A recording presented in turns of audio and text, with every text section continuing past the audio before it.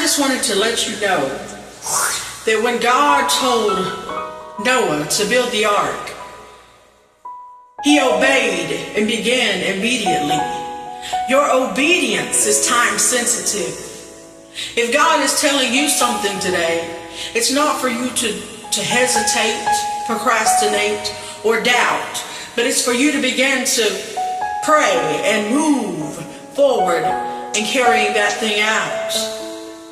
Because you see, your obedience is tied to other people's deliverance. There are certain people assigned to you, and they can't be delivered until you get in position and you answer your calling. Because you're not assigned to everyone, but you have people that are assigned to you. That's part of your calling. And if you're stuck in disobedience and sin and waiting on somebody else to fulfill what God called you to do, you're delaying other people's deliverance. Your obedience is time sensitive, for God has a time purpose that he moves. And there's many of you, including myself, that he's been telling you to do certain things, and you just keep waiting and thinking, well, maybe he didn't call me to do that. Or, Lord, I heard you, but I'm not ready. But you can't get ready. You have to be ready. Pray, fast, read your word. Fine-tune your spiritual ears. Fine-tune your spiritual eyes.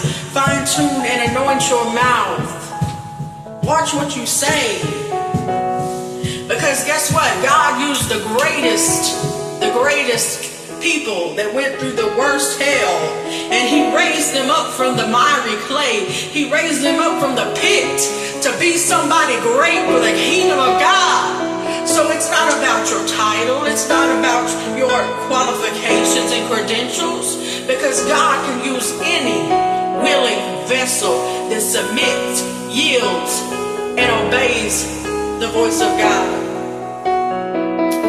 If that's you today, I want you to just begin to cry out to God and say, Lord, give me you. Everything else can wait. Lord, give me you. And I hope, Lord, that it's not too late.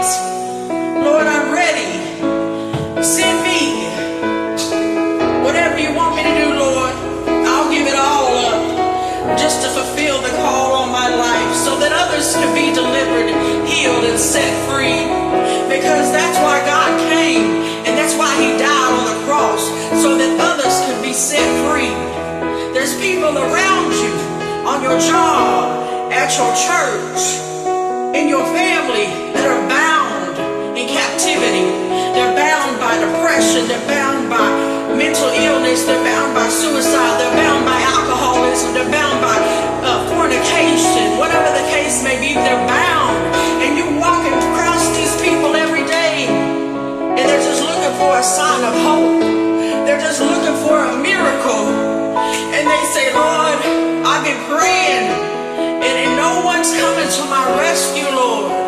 But God has called you to give them a word.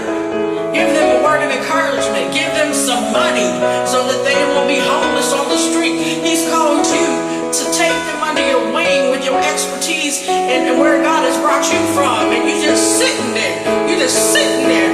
And you just think that you're really doing something for God.